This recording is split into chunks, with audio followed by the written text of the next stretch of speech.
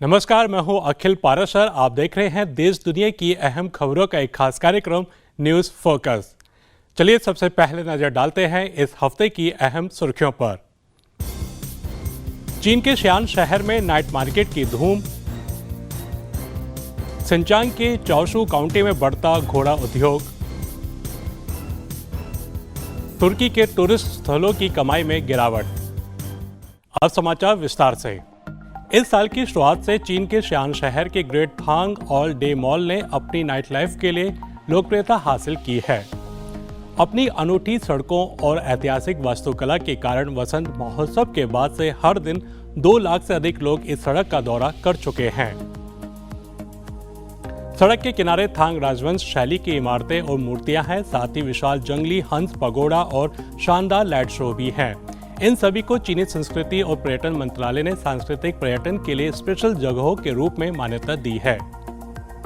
पिछले दशक में चीन ने अपने हरित प्रयासों को आगे बढ़ाने के लिए कई नई पारिस्थितिक बहाली परियोजनाएं शुरू की हैं।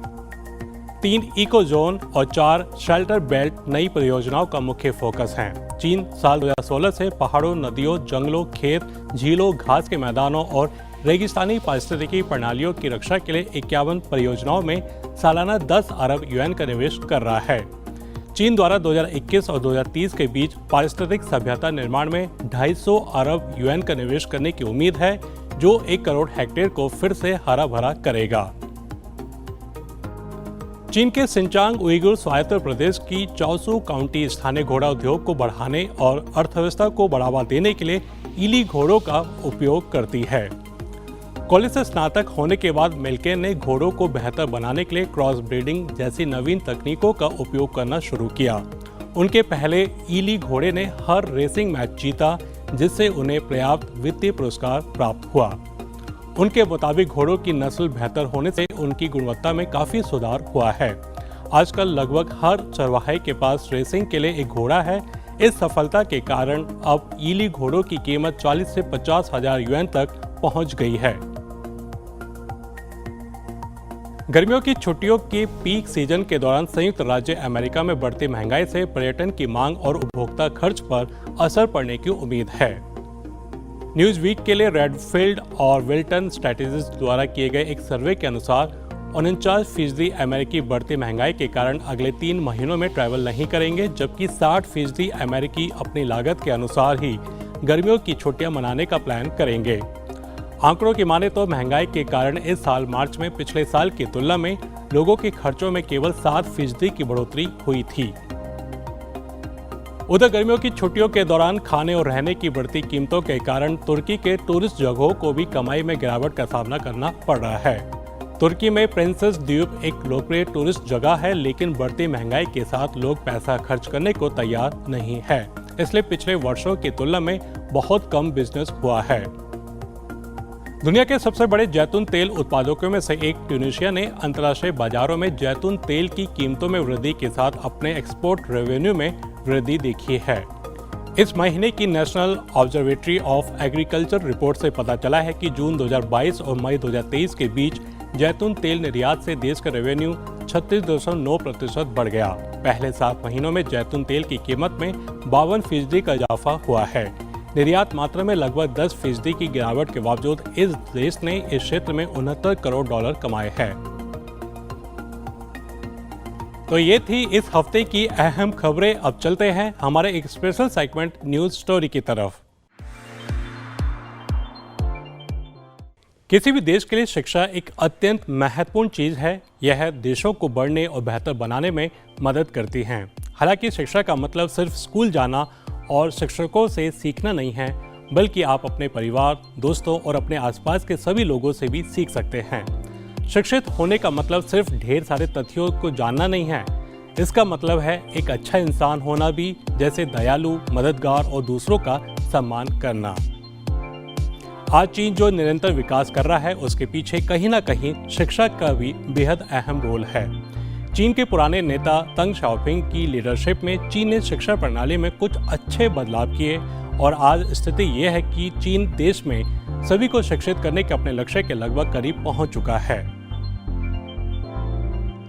दरअसल चीन में स्कूली शिक्षा बच्चे के करीब 3 साल के होने पर ही शुरू हो जाती है। जी हाँ, चीन में किंडरगार्टन की शिक्षा को भी उतना ही महत्वपूर्ण माना जाता है जितना हम लोग यूनिवर्सिटी की शिक्षा को मानते हैं। अपने मनचाहे अच्छे किंडरगार्टन में दाखिला पाना भी मेडिकल या इंजीनियरिंग करने जैसा ही है। चीन में किंडरगार्टन की पढ़ाई 3 साल की उम्र से शुरू होकर 7 साल की उम्र तक चलती है। इसमें बच्चों को अपने दैनिक कार्य खुद करने, सामाजिक दायित्व समझाने, अनुशासित बनाने के अलावा चीनी अंग्रेजी भाषा भी सिखाई जाती है।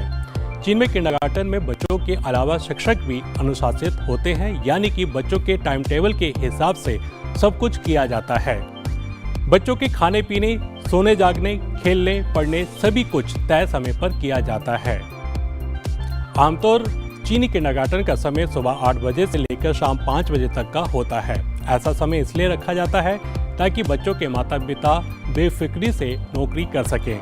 बच्चों के सोने, खाने पीने के इंतजाम की जिम्मेदारी पूरी तरह से किंडरगार्टन की ही होती है, जिसमें किसी तरह की कोताही नहीं बरती जाती।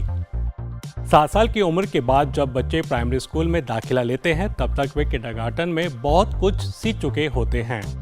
प्राइमरी स्कूल में दाखिला लेने वाले बच्चे का चीनी भाषा बहुत ज़्यादा बेहतर हो जाती है।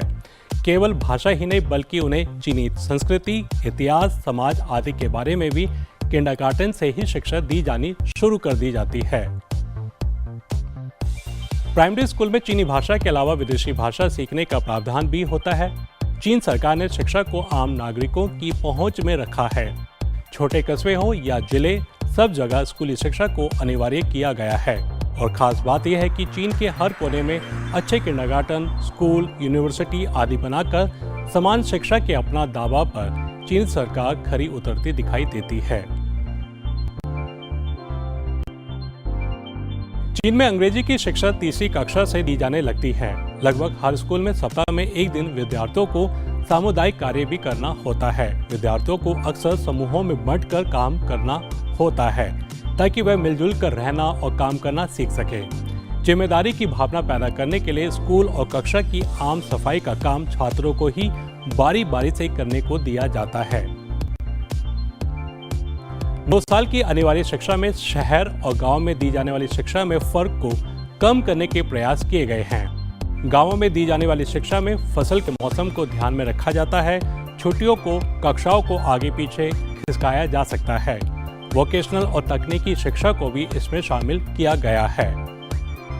साल 1949 में जब नया चीन बना था, तब उस समय पूरे चीन में 80% आबादी निरक्षर थी, यानी अनपढ़ थी।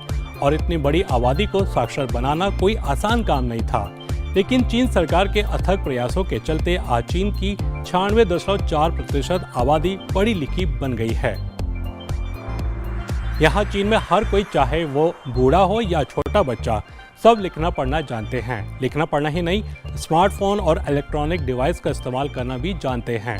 फिर चाहे इंटरनेट पर कुछ भी सर्च करना हो या ऑनलाइन शॉपिंग करनी हो। मतलब चीन के लोग अब साक्षरता के साथ साथ टेक सेवी भी बनते जा रहे हैं।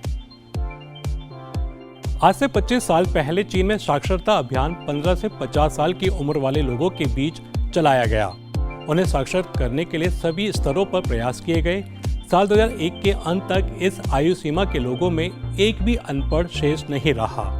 साल 2001 से 2004 तक चीन में हर साल 20 लाख से अधिक निरक्षर लोगों को साक्षर बनाया गया। अब चीन के शहरी इलाके में निरक्षरता नहीं रह गई है। जो भी अनपढ़ बचे हैं वे सब चीन के ग्रामीण इलाकों में बसे हैं और उनकी संख्या में भी कमी आती जा रही है। इसके अलावा चीन में लगभग सभी स्कूली उम्र वाली लड़कियों को स्कूलों में दाखिला मिलता है और उन्हें पढ़ाया जाता है। साक्षरता के क्षेत्र में चीन विश्व में विकासशील देशों की पहली पंक्ति में खड़ा हो गया है। चीन में साक्षरता अभियान में प्राप्त उपलब्धियों को देखते हुए संयुक्त राष्ट्र संघ और अन्य अंतर्राष्ट्रीय संस्थाओं ने चीन को कुल 13 पुरस्कारों से सम्मानित किया है। आज चीन साक्षरता अभियान को बखूबी अंजाम देते हुए अपनी जनसंख्या को 100% की साक्षरता दर के पास ले आया है। तो ये था आज का खास कार्यक्रम न्यूज़ फोकस। अभी इजाजत दीजिए, अगले हफ्ते फिर मिलेंगे इसी समय। नमस्ते।